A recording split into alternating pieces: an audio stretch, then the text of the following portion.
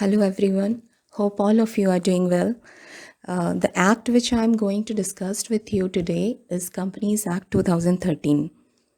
In this audio, I will discuss the definition and characteristics of a company. So, before going to the definition and characteristics of a company, let me tell you how this act came into force. So, the Companies Bill 2011 was passed by the Lok Sabha on 18th December 2012. It was passed by Rajya Sabha on 8th August 2013. It received the assent of the President on 29th August 2013. So, after the assent of the President of India, it is called the Companies Act 2013. This act comprises of 29 chapters, 470 sections, and 7 schedules. So now come to the meaning and definition of the company. The term company may be defined as a group of persons associated together to achieve some common objective. There are some other definitions of company. So, according to Justice Lord Lindley, a company is an association of many persons who contribute money or money's worth to a common stock and employed in some trade or business and who share the profit and loss arising therefrom. So, the common stock so contributed is denoted in money and is capital of the company. So the persons who contribute to it or to whom it pertains are its members. The proportion of capital to which each member is entitled is his share.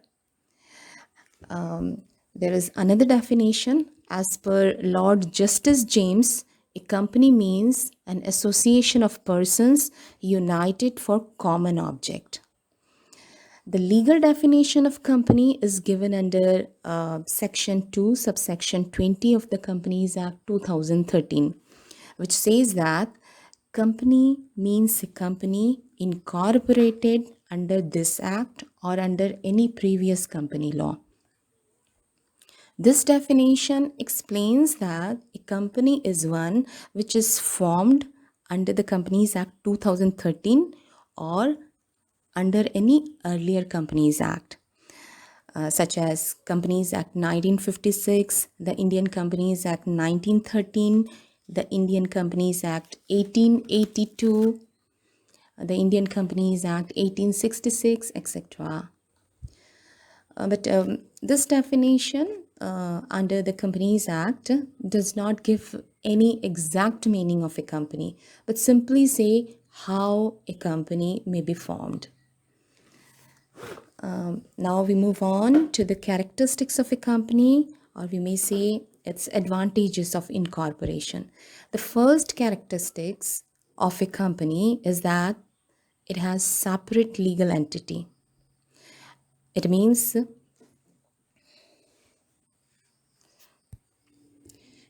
that the existence of a company is independent and separate from its members.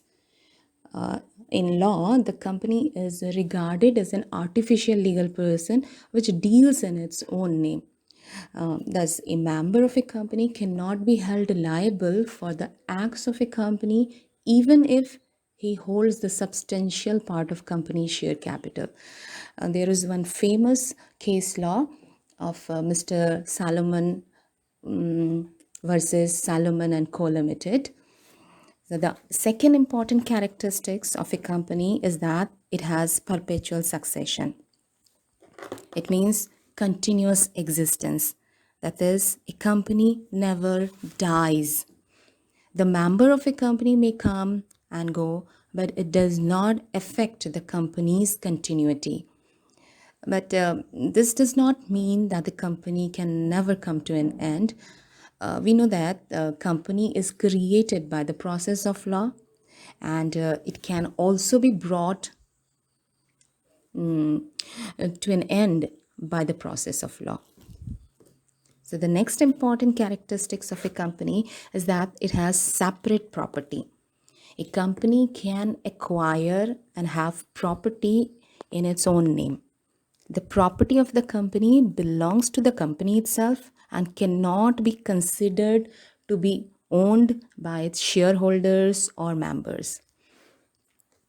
The Supreme Court of India has held that a shareholder or director is not a part owner of the company or its property. So, no member can claim himself to be the owner of the company's property during its existence or in its winding up. The fourth important characteristics of a company is that it has capacity to sue and being sued. Being a legal person and having an independent existence, the company can file case. That means the company can file suits against other in its own name. Similarly, the suits against the company can also be filed in company's name. Company is not a natural person. It is an artificial legal person. So it does not have hands to put its signature. So it has a common seal which is used as a substitute for its signature. This is the fifth distinguishing characteristics of a company, that it has common seal. Generally, companies are formed to take advantages of limited liability. This is its sixth characteristics. A company may be limited by shares or limited by guarantee. So, in case of a company limited by shares, the liability of each member is limited to the unpaid nominal value of shares held by him. No member is liable to contribute anything more than the unpaid nominal value of shares held by him. Let me give you an example. Mr. A was a member of a company limited by shares, and he held 100 shares of rupees 10 each. Total value of shares rupees 1000. Rupees 8 on each share had already been paid by him. That is, rupees 800 has already been paid by him. So in this case, Mr. A's liability is limited to the extent of rupees 200. It means the amount which is unpaid on the shares. In case of a company limited by guarantee, the liability of each member is limited to the extent of the amount guaranteed by him. It means he is liable, the member is liable to contribute the guaranteed amount specified in the liability clause of the memorandum of the company in the event of its winding up. The seventh important advantage of a company is that its shares are freely transferable. These shares are movable property or goods. Actually, the shares in a public company are freely transferable, subject to certain conditions prescribed by its articles of association. But a private company has to restrict the right of members to transfer its shares through its articles of association. So let me give you an example. We may say Mr. Ram holds 500 fully paid shares of rupees 20 each in a public limited company. Mr. Ram is in immediate need of money. So in this case, Mr. Ram may sell his shares to another person, say Raju, and get the amount. So on a valid transfer, Raju will become the shareholder of the company. So these are some of the important advantages of a company. Thank you very much for listening.